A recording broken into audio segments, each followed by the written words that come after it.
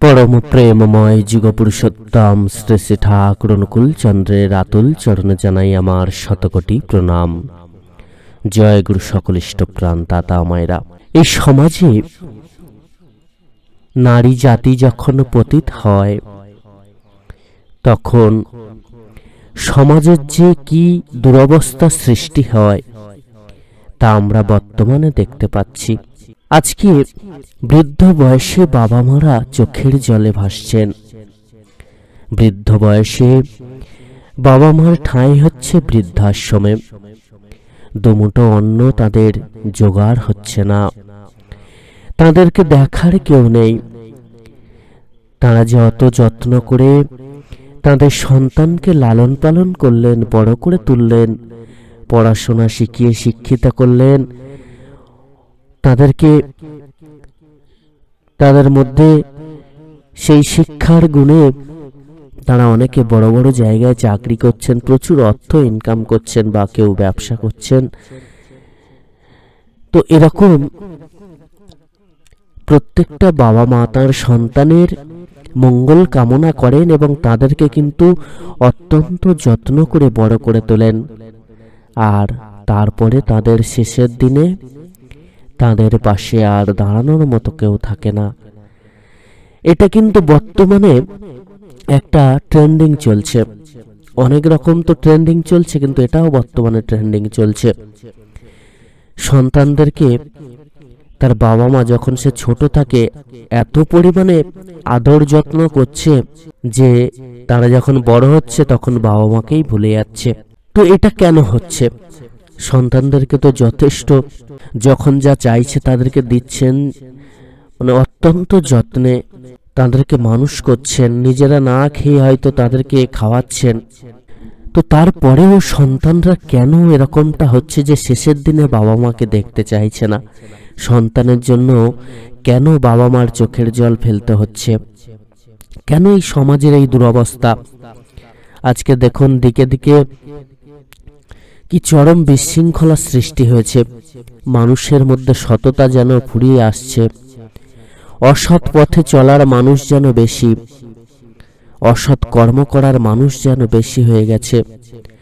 মানুষ যেন দিন দিন একটা অন্যরকম মেন্টালিটি তৈরি হচ্ছে। প্রত্যেকটা ঘরে ঘরে অশান্তি, প্রত্যেকটা ঘরে ঘরে বাবা মার সাথে সন্তানের মিল নেই, ভাইয়ে ভাইয়ে মিল নেই, বা যায় যায় মিল নেই। এই যে ব্যাপারটা চলে আসছে, এর থেকে মুক্তির উপায় কিন্তু পরম দয়াল যুগপুরুষোত্তম শ্রী শ্রী ঠাকুর আমাদেরকে দিয়েছেন। তিনি সবার প্রথম বললেন, প্রথমেই আমাদেরকে সুসন্তান কামনা করতে হবে আর তাদেরকে পরম দয়ালের আদর্শে বড় করে তুলতে হবে। তাহলেই এই সংসার, এই সমাজ আবার শান্তিপূর্ণ হবে। আমরা আমাদের সন্তানদেরকে তো সবটা দিই, কিন্তু প্রকৃত মানুষও আর শিক্ষাটা দিতে ভুলে যাই। আর সেখানেই গলদ, সেখান থেকেই কিন্তু যত এই সমস্যা সৃষ্টি হচ্ছে। এই যে এত প্রকার সমস্যা, এই যে বৃদ্ধ বয়সে বাবা মা চিন্তা করতে হচ্ছে সন্তান আমাকে খেতে দেবে কিনা বা তারা আমাদেরকে দেখবে কিনা, এই চিন্তা কিন্তু চলে যাবে যদি আমরা প্রত্যেকে সুসন্তান কামনা করি এবং সুসন্তান তৈরি করতে পারি।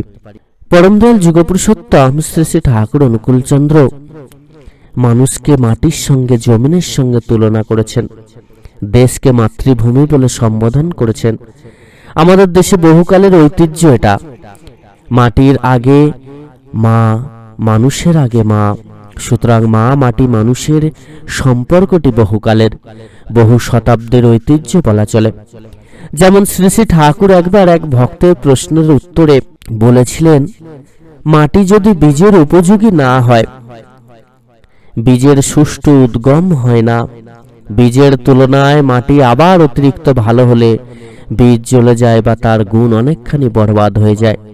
শ্রী শ্রী ঠাকুরের মতে ডিম্বাণুবাহিত জিনের অবদান প্রধানত মাটির মতো পোষণকারীর ভূমিকা গ্রহণ করে, অর্থাৎ যে শুক্রাণুকে পোষণ দেয়। এই পোষণের ফলেই শুক্রাণুর অন্তর্নিহিত সূক্ষ্ম ইনস্টিংক্ট সংস্কারগুলি সহজভাবে বেড়ে উঠতে পারে। শ্রী শ্রী ঠাকুর বৈজ্ঞানিক দৃষ্টিভঙ্গি নিয়েই এই আলোচনার সূত্র টেনেছেন অন্যত্র। তিনি দ্য মেসেজ গ্রন্থের ভলিউম 6 এর ম্যারেজ অংশে বলেছেন, father source, mother nature's begets and nourishes, thus their characteristics are their marriage should be of comparable combination of similar clad. এই প্রসঙ্গে গবেষকের মন্তব্য, এই সদৃশ্যতা স্বামী ও স্ত্রী শুক্রাণু এবং ডিম্বাণুর মধ্যে সাদৃশ্যতা ও সমতা আনতে সাহায্য করে। তাদের এই সাদৃশ্যতা উদ্ভিদ জগতে বীজ ও মাটির সাদৃশ্যতার সঙ্গে তুলনীয়। সুতরাং এই কথা নিঃসন্দেহে বলা চলে যে মা, মাটি, মানুষ এক কথায় সদর্থক। তাই তিনি বাণীর মধ্য দিয়ে এই তত্ত্ব কথাটি সহজ ভাষায় বলেছেন, নারী হতে জন্মে জাতি, বৃদ্ধি লবে সমষ্টিতে, নারী আনে বৃদ্ধি ধারা, নারী হতেই বাঁচা বাড়া, পুরুষেতে টানটি যেমন মুক্তি পায় তা সন্ততিতে। তখন আমরা সকলেই উপলব্ধি করি যে নারী হচ্ছে মা আর নারী হচ্ছে মাটি। তার থেকেই মানুষের সৃষ্টি।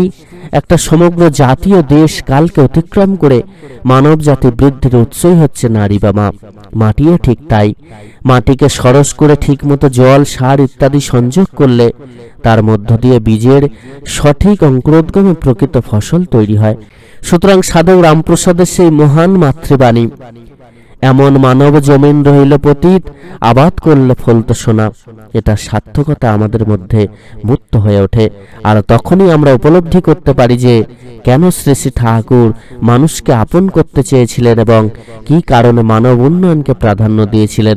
শ্রী শ্রী ঠাকুর তাই খুব সহজ সাধারণ বাণীর মধ্য দিয়ে বললেন, চিন্তায় কর্মে সুসঙ্গতি উঠল ফুটে টানে, জাতকেও পায় তাহাই স্বভাব ফোটে প্রাণে। তিনি জননীতির 11 নম্বর ছড়ায় বললেন, চিন্তা কর্মে টানের ছাপ, ডিম্বরেতেও তারই ছাপ, বীজ দেহেতে অচিন দাগ, আকাশ পাতাল জনম ফাঁক। তিনি খুব সহজভাবে বুঝিয়ে দিলেন যাতে সাধারণ পূর্ণবয়স্ক নরনারী খুব সহজেই জননীতির আর্য ধারাগুলি জানতে পারে এবং দাম্পত্য জীবনযোগ্যে ব্যবহার করতে পারে। তাই তিনি চিন্তা কর্মের সুসঙ্গতির কথা জানিয়ে বললেন, প্রকৃত দম্পতির মধ্যে সুসঙ্গতির ছাপ ফুটে ওঠে, তারই প্রতিফলন দেখা যাবে সন্তানের মধ্যে। আবার চিন্তা কর্ম টানের যে সঙ্গতিপূর্ণ ছাপ, তা যদি দম্পতির মধ্যে বিদ্যমান থাকে তাহলে ডিম্বরেতে সেই ছাপ থাকতে বাধ্য। তার কারণ শ্রী শ্রী ঠাকুর সারা জীবন বিশ্বাস করে এসেছেন একটি বৈজ্ঞানিক সত্যকে, যে মাটিতে বীজ রোপণ হয় সেই বীজ যদি সূত্র না মেনে, আর্য ধারা না মেনে অচিন পথে ধায়, তাহলে তা ব্যর্থ হতে বাধ্য। তাই যেহেতু নারী হতে জন্মে জাতি, সেহেতু মাটির সঙ্গতিপূর্ণ বীজ হওয়া চাই। তাহলে মানব জমিন আর পতিত থাকবে না, বরং আর্য খ্রিস্টের অনুসারী হয়ে সেই জমিতে সোনা ফলাবে। তাই তিনি সোনা ফলানো অর্থে প্রকৃত সন্তান নিয়ে আসার আহ্বান জানালেন সমগ্র মাতৃজাতির উদ্দেশ্যে সহজ সরল বাণীর মাধ্যমে। কামাত্রীদের প্রলোভনে মশগুল হয়ে মত্ততায় পিতৃপুরুষ সজাত জাতি খুইয়ে ফেলে অবহেলায়, সর্বনাশে গা ঢেলে দেয় বংশ নিপাত করে, হিসাব হতে বাঁচতে নারী সজাগ থাকি সরে। শ্রী শ্রী ঠাকুর নারীর নীতি, নারীর পথে ইত্যাদি গ্রন্থে নারী জাতির সম্ভ্রম রক্ষার এবং সর্বোপরি নারী জীবনের সার্থকতা সূত্র নির্দেশক ছড়াগুলি রচনা করে তাদের সুপ্ত বোধ শক্তিকে জাগিয়ে তুলে তাদের মানসিক জাগরণের পথ পরিষ্কার করেছেন। চেষ্টা করেছেন অপরিসীম, যাতে তারা জননীতির সার্বিক ব্যাপারটি অনুধাবন করে শুধু নিজেদের উন্নয়নই নয়, সেই সঙ্গে বংশধারা, কৌলিন্য ধারা এবং পিতৃপুরুষ সংজ্ঞাত সংস্কারগুলিকে বজায় রেখে পৃথিবীর বুকে সুসন্তান নামিয়ে আনতে পারেন। জীবনমুখী বিভিন্ন নীতির ওপর শ্রী শ্রী ঠাকুরের বহু বহু সংখ্যক ছড়া রচনার মূল উদ্দেশ্যই ছিল মানুষকে প্রকৃত অর্থে মানুষ করে তোলা। তাই তিনি আমাদের উদ্দেশ্যে সাবধান বাণী দিলেন নতুন করে, প্রবৃত্তি সব নিজেই স্বাধীন, বাধ্যবাধক নয়কো যার, শৈরিণী তো সেই নারী হয় মুক্ত প্রতীক ধৃষ্টতার। আর্য নীতির ব্যতিক্রমী চলন হলেই যে নারী প্রবৃত্তিকে প্রধান করে নিজের মর্জি মাফিক চলনায় চলে, সেই হয়ে ওঠে শৈরিণী মুক্ত প্রতীক। তা শ্রী শ্রী ঠাকুর জানতেন বলেই তার এই সাবধান বাণী। তাই তিনি সারা জীবনই নারীর অর্থাৎ মাটির পবিত্রতার দিকে বিশেষ ঝোঁক দিয়ে এসেছেন। তাঁর স্বীয় হস্তাক্ষরে লিখিত সত্যানুসরণেও তিনি আমাদের সতর্ক করে দিয়ে বললেন, জগতে মানুষ যত কিছু দুঃখ পায় তার অধিকাংশই কামিনী কাঞ্চনের আসক্তি থেকে আসে, ও দুটো থেকে যত দূরে সরে থাকা যায় ততই মঙ্গল। কিন্তু শ্রী শ্রী ঠাকুর এও জানতেন যে নারী হতেই একটি জাতির জন্ম হয় এবং বৃদ্ধি পায়, তাই নারীকে ত্যাগ করা নয়, বরং কামিনীর মধ্যে কাম ভাবটুকু বাদ দিয়ে নারীর মধ্যে মাতৃরূপ দর্শন করার নির্দেশ তিনি স্পষ্ট করে দিয়েছেন আমাদেরকে। কামিনী থেকে কাম বাদ দিলেই ইনি মা হয়ে পড়েন, বিষ অমৃত হয়ে গেল। আর মা মায়ে কামিনী নয়কো। প্রত্যেকের মাই জগৎ জননী, প্রত্যেক মেয়েই নিজের মায়ের বিভিন্ন রূপ এমনতর ভাবতে হয়। এমন সূক্ষ্ম বাস্তব ভাবে নারী জাতির মধ্যে মাতৃভাব আরোপণের কথা কেউ তাঁর আগে ভেবেছেন কিনা আমার জানা নেই। জননী জন্মভূমিশ্চ স্বর্গাদপি গরীয়সী, এটি অত্যন্ত উচ্চ মনোভাবাপন্ন ভারতীয় আদর্শের কথা।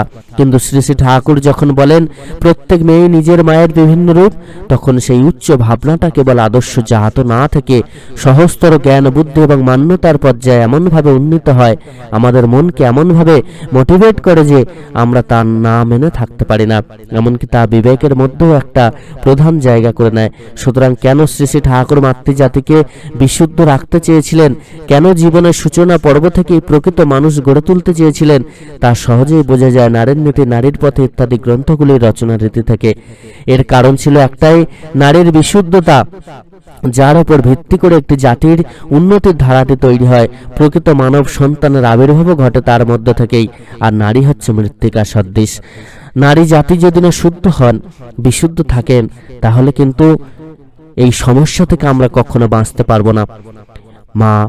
মা হলেন একটা সন্তানের মাপকাঠি, তিনি বেঁধে দেন যে সন্তান কেমন হবে। মা যদি ভালো হয়, সন্তান ভালো হতে বাধ্য।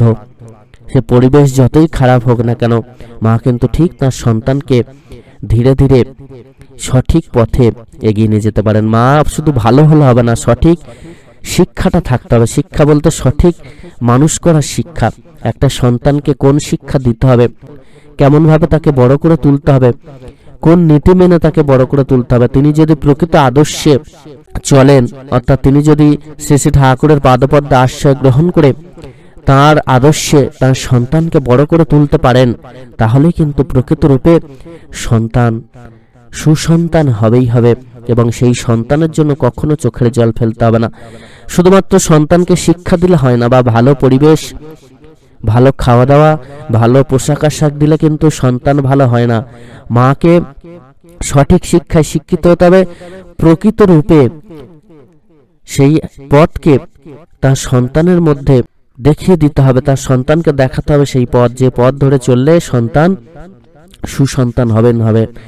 প্রকৃত পথ যদি আমরা অবলম্বন করতে পারি, তাদেরকে যদি সেই শিক্ষাটা দিতে পারি কিভাবে মানুষের মতো মানুষ হতে হয়, কেমন আচার ব্যবহার করতে হবে, অভ্যাস আমাদের কেমন হতে হবে, আমাদের চলন চরিত্র কেমন হতে হবে, আমাদের কথাবার্তা কেমন হতে হবে, আমরা আমাদের মনটাকে কতটা উদার করব, এই শিক্ষাগুলো আগে সন্তানকে দিতে হবে। কিভাবে ভাগাভাগি করে খেতে হয়।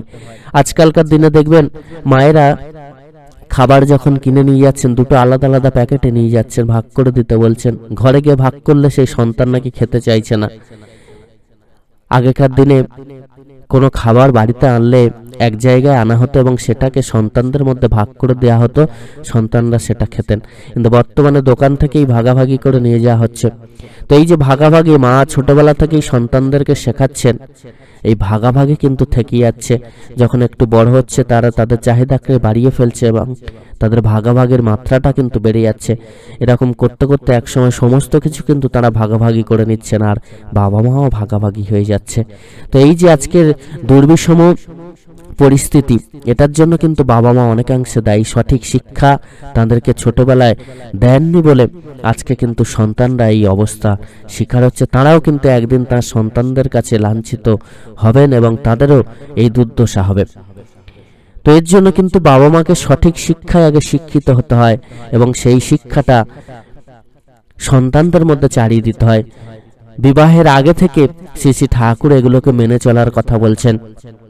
সন্তান ধারণের আগে থেকে এই সমস্ত কিছু মেনে চলার মধ্য দিয়ে সন্তান কিন্তু গর্ভে থাকাকালীনই তার যে মায়ের যে শিক্ষা সেটা কিন্তু গ্রহণ করে।